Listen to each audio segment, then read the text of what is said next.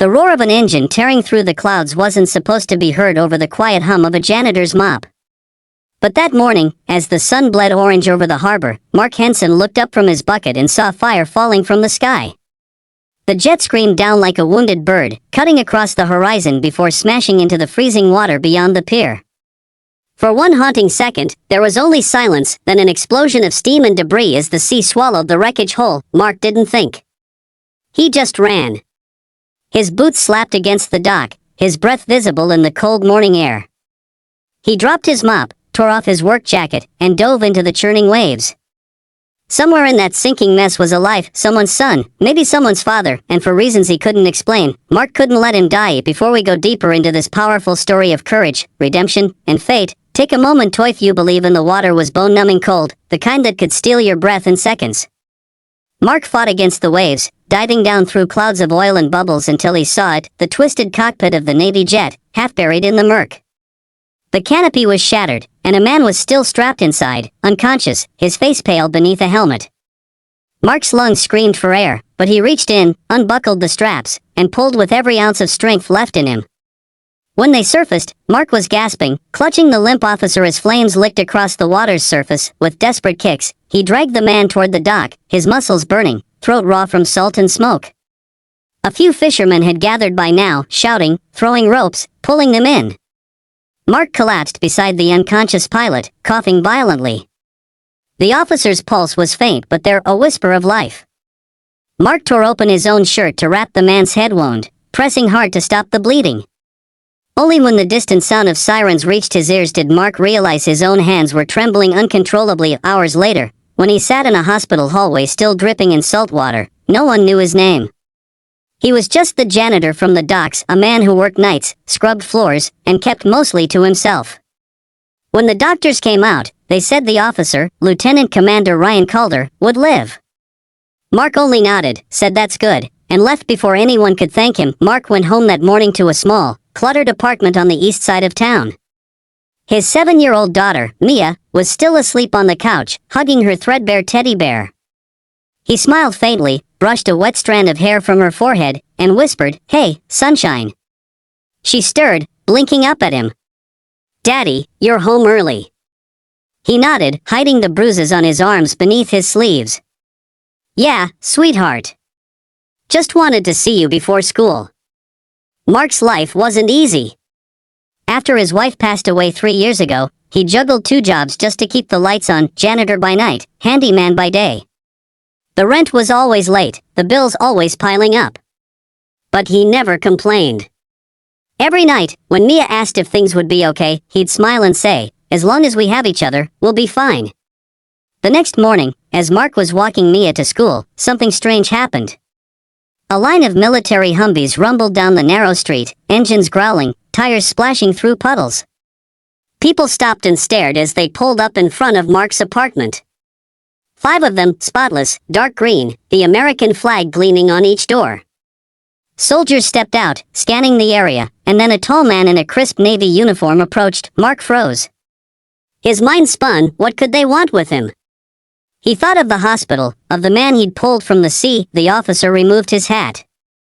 "Mr. Mark Henson?" Mark nodded slowly. "Yeah.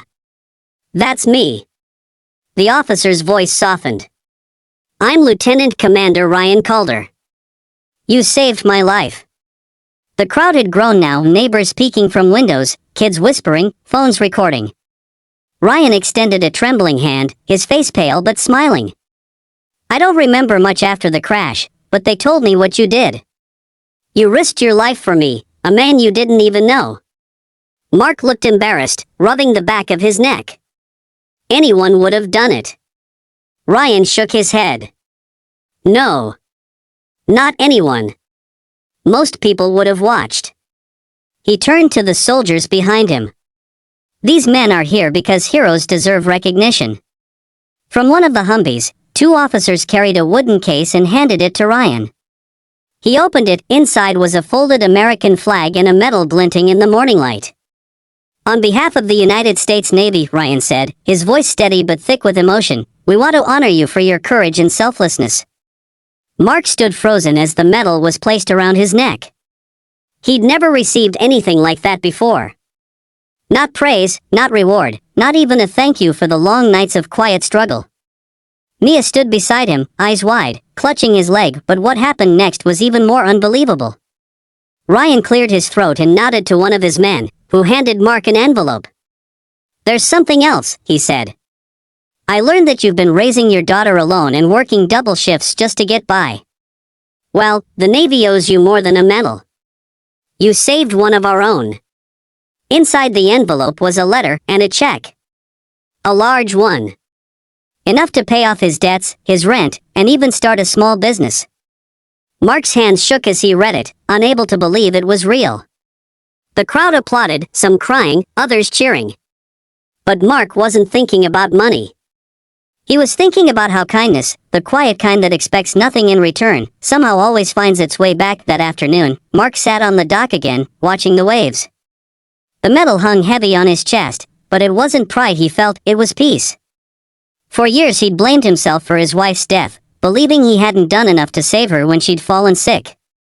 That guilt had shaped him, made him hide behind work and exhaustion. But pulling Ryan from that jet, seeing life return to a man's eyes, it reminded him that he still had purpose, still had the power to make a difference. Ryan began visiting often after that. Despite being a high-ranking officer, he treated Mark like a brother. He brought groceries sometimes, took Mia for ice cream, even helped Mark fix the broken heater in his apartment. The two men talked about life, about loss, and about the strange ways fate ties people together. Months later, Ryan surprised Mark again, this time, with a letter of recommendation. "There's an opening at the naval base," he said. "Maintenance supervisor. Better pay, benefits, and time off for your daughter. You've earned it, Mark." Tears welled in Mark's eyes. "I don't know what to say." "Say yes," Ryan smiled. "You've been helping people your whole life. Let us help you for once." That job changed everything. Mark finally had stability, respect, and a future for Mia. But more than that, he found something he hadn't felt in years, belonging. On weekends, he'd take Mia to the beach, watching her build sandcastles while Ryan taught her how to fly kites. Sometimes they'd all sit together as the sun dipped below the horizon, silent but content. It wasn't the medal that mattered. It wasn't the check or the job. It was the realization that even the smallest act of courage can ripple outward, touching lives in ways we may never fully see. People in town started calling Mark the dock hero. News channels told his story, strangers sent letters, some with money, others just with words of gratitude. But Mark always said the same thing when asked why he jumped into that freezing water: because someone needed help. And if my daughter was ever in danger, I'd pray someone would do the same. Sometimes, late at night, when the house was quiet and Mia was asleep, Mark would sit by the window, staring at the medal hanging beside a picture of his late wife. He'd whisper, "I did good today, love. I think you'd be proud." And for the first time in a long while, he believed it. Life didn't become perfect. There were still hard days, still bills, still memories that hurt.